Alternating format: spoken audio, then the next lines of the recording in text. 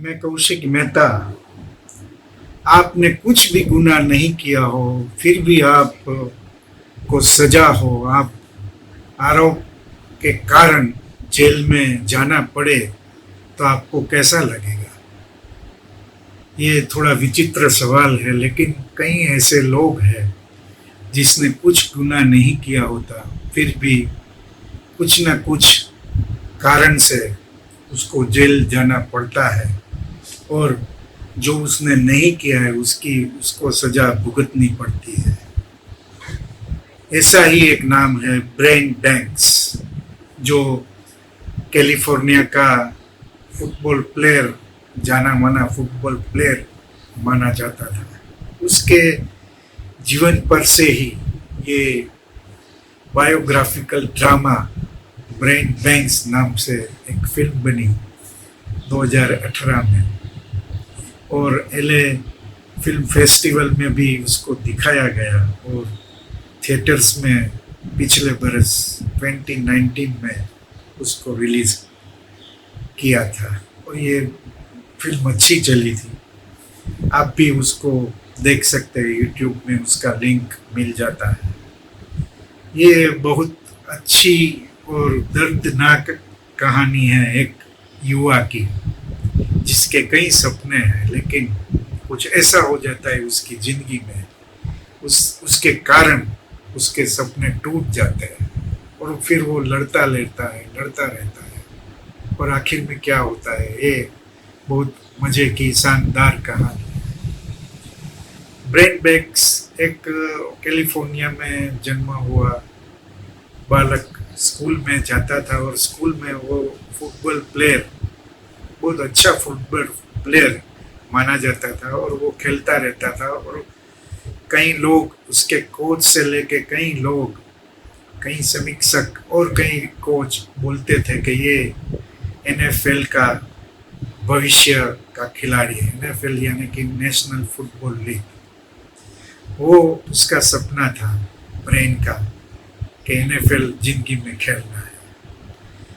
लेकिन बीच में कुछ ऐसा हो जाता है। एक बार वो अपनी एक जानी पहचानी लड़की जो उसके साथ ही पढ़ती थी, उसके साथ थोड़ा बहुत उसका लगाव था, लेकिन वो लड़की उससे मेरे ख्याल से प्यार करती थी, और दोनों मिलते हैं कॉरिडोर में, और बाद में दोनों एक ऐसी जगह पे जाते हैं, वहाँ इंटीमेट रिलेशन शुरू होता है।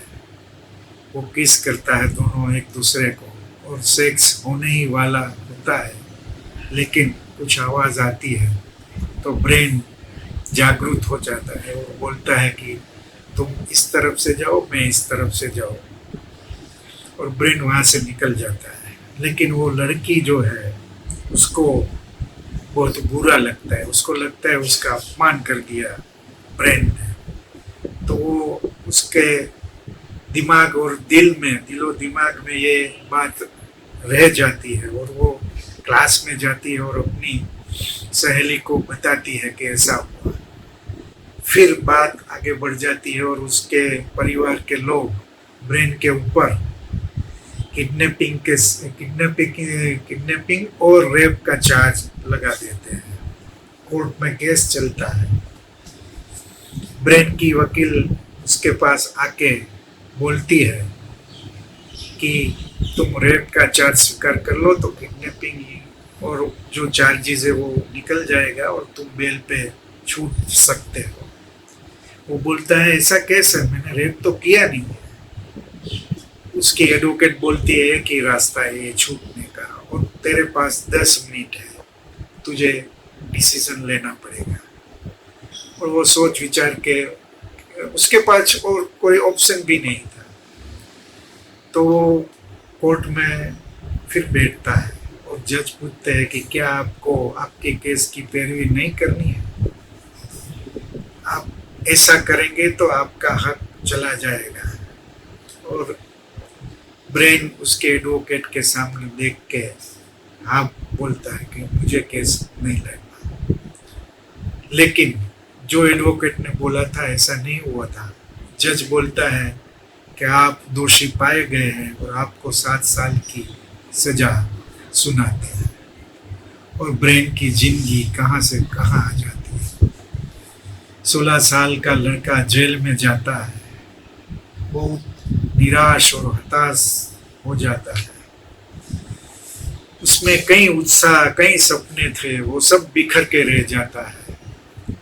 और इंसिडेंट एक वहाँ ऐसा होता है कि एक दूसरे कैदी के साथ उसका झगड़ा हो जाता है, तो उसको वो ठोक डालता है और इसी वजह से उसको काल कोठरी में बंद कर दिया जाता है। तो वो पूरी तरह से टूट जाता है। लेकिन जेल में एक क्लास चलता होता है, उसमें जो भी कैदी है, जो युवा कैदी है, उसको समझाया जाता है कि भाई आप बुरे रास्ते पे चल पड़े हो, वहाँ से निकल जाओ और फिर मेन स्ट्रीम में आ जाओ। एक शिक्षक उसको समझाता रहता है। वो ब्रेन का केस जानता था, तो उसको पर्सनली बोलता है कि ये अंधेरा है, वो छट जाएगा, लेकिन आप अपने दिमाग से ये बात निकाल दो, नहीं तो फंस जाओगे, इतना बुरा फंसोगे कि इससे बाहर आने का कोई रास्ता बच नहीं पाएगा।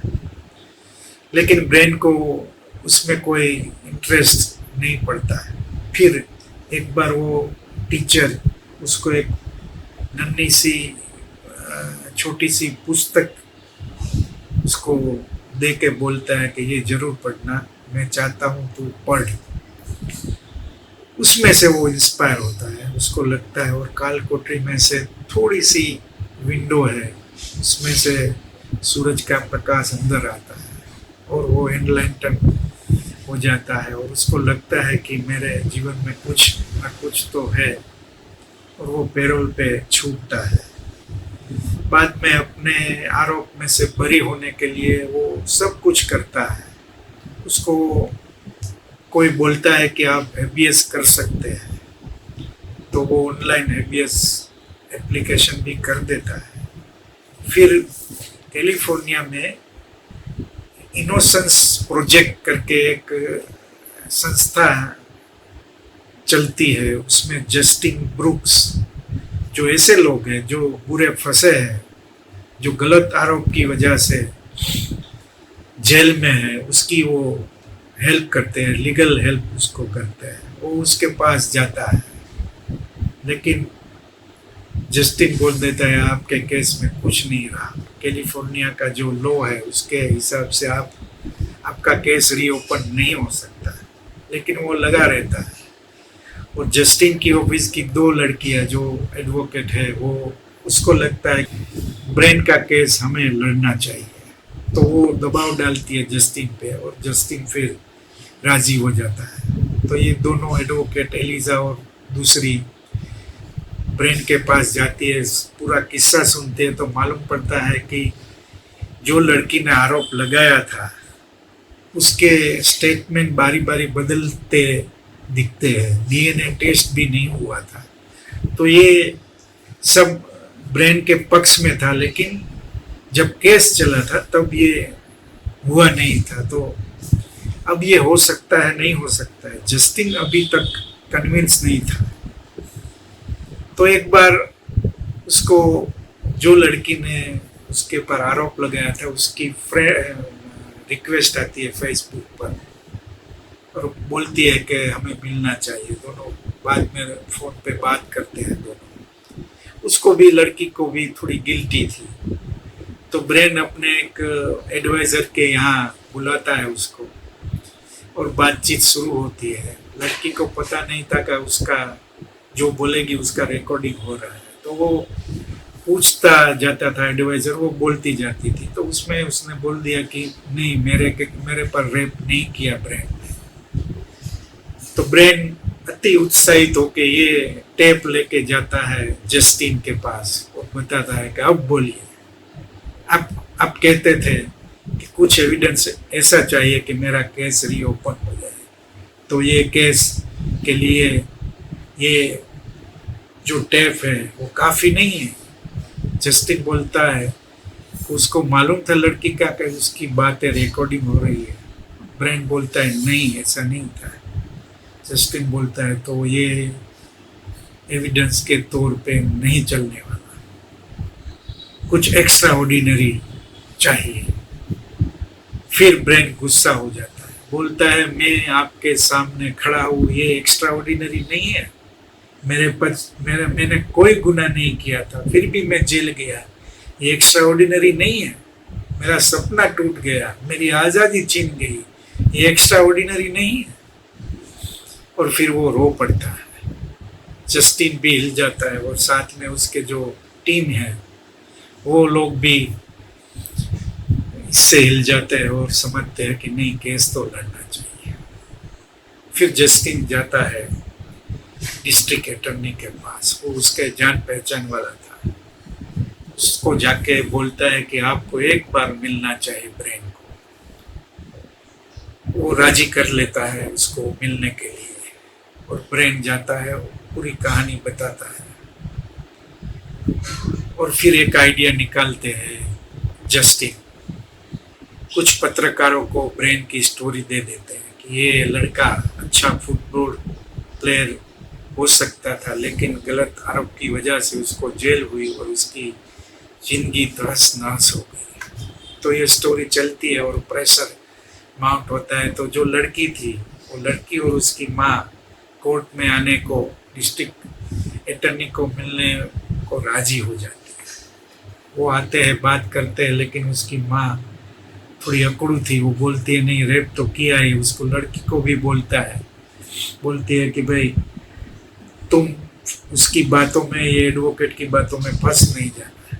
फिर वो उसकी माँ बाहर जाती है और अटॉर्नी उसको पूछता है तो थोड़ा बहुत वो बोलती है, लेकिन माँ फिर आ जाती है और उसको दबाव डालती है, तो बात वहीं रुक जाती है।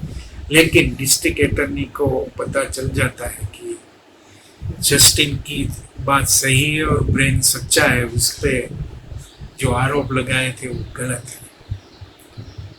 तो फिर वो पैरवी करता है और कोर्ट में उसका केस रीओपन होता है। जज बोलता है ये मैं अभी उस जो एप्लीकेशन है वो उसका स्वीकार करता हूँ। और जस्टिन को बोलते हैं कि आप अपनी बात रखें। जस्टिन बोलता है, उसके पहले एक दो सीन बहुत अच्छे थे। अटॉर्नी तैयार नहीं था केस लेने के लिए, तो उसकी माँ उसके पास जाती है और बोलती है आपका कोई बच्चा है? मेरा ये बच्चा है और उसने कुछ गलत नहीं किया और उसकी जिंदगी छीन गई, उसकी सारी खुशी छीन गई, उससे उसका फुटबॉल छीना गया है। आप उसकी बातें मानो, ये सच्चा है, केस है, आप लड़ो, आपकी बात जज जरूर सुनेगा। तो वो अटॉर्नी भी हिल जाता है। जज बोलता है कि बोलिए आपका क्या केस है? तो जस्टिन ब्रुक्स बोलते हैं कि भाई ये गलत आरोप है, लड़की ने जो बोला है उसमें कोई दम नहीं है, और पूरा एविडेंस की बात उसके सामने रखता है। और फिर बैठते हैं कि आखिर में वो बोलता है कि उसको आज़ाद कर देना चाहिए। फिर जज बोलता है अटॉर्नी को आपका क्या ख्याल? वो उठता है, दो ही सेंटेंस बोलता है कि सर ये केस सही है और ब्रेन को बाइज्जत बरी कर देना चाहिए। फिर जज सबके सामने आंखें मिला के थोड़ी देर मौन रह के आखिर में सुनाता है कि हाँ ब्रेन ने कुछ नहीं किया, उसके ऊपर जो आरोप है वो गलत है, मैं उसको बाइज्जत बरी करता हूँ। ब्रेन को आज़ादी मिल जाती है, वो खुशी से रो पड़ता है, उसकी माँ रो पड़ती है, उसकी होने वाली प्रेमिका भी रो पड़ती है। और बाहर जाके मीडिया के सामने वो बोलता है, मीडिया पूछता है कि आप गुस्सा हो? ब्रेन इतना ही बोलता है कि नहीं, मुझे मेरी आज़ादी मिल गई। फिर वो एक पार्क में जाता है जहाँ बच्चे फुटबॉल खेलते थे, तो देखता है, बहुत राजी होता है। फिर बॉल उसके पास आ जाता है, तो बॉल उठाता है और बच्चे को बोलता है, क्या मैं खेल सकता हूँ? तो सब बोलते हैं कि हाँ, क्यों नहीं। और वो खेलता है, और उसमें जो चाह थी फुटबॉल प्लेयर बनने की, वो फिर उभर के आती है। तभी उसके स्कूल वाले कोच थे, उसका फोन आता है, क्या खेलना है फिर फुटबॉल? तो आ जाओ, 2 दिन में मेरे पास आ जाओ। और वो जाता है और एनएफएल के लिए वो सिलेक्ट होता है। जब मैच शुरू होता है तो उसका मैनेजर आके उसको बोलता है कि आपको लीड करना है। अरे ब्रेन का खुशी का ठिकाना नहीं। फिर वो खेलता है, बढ़िया खेलता है। ये सच्ची कहानी है। ब्रेंट बैंक्स नाम का ही खिलाड़ी था जो एनएफएल बाद में खेला भी था। हमारे यहाँ भी ऐसे किस्से मिलते हैं। दिल्ली में एक केस था जिसमें रेप का, किडनैपिंग का आरोप था, लेकिन वो गलत था। दिल्ली हाई कोर्ट ने वो पहचान लिया कि भाई ये सामने जो लड़की है वो झूठ बोलती है, और उसको बाइज्जत बरी कर देते हैं। हमारी जेल में कई ऐसे कैदी है, कच्चे काम के कैदी, जिसका केस नहीं चलता, और वो कई समय से 6 महीने, बरस, 2 बरस, 3 बरस से जेल में सड़ रहे हैं। ऐसे भी कई किस्से हैं। लेकिन जब आपने कुछ नहीं किया हो और आपको सजा मिले, आपको जेल भुगतनी पड़े, तो आपकी जिंदगी का क्या असर होता है। ये ब्रेन बैंक्स जैसे कई किस्से दुनिया में होते रहते हैं। ब्रेन बैंक्स को तो न्याय मिलता है, लेकिन क्या सभी को ऐसा न्याय मिलता है? आप सोचिएगा, जवाब खुद ब खुद मिल जाएगा। थैंक यू, फिर मिलेंगे।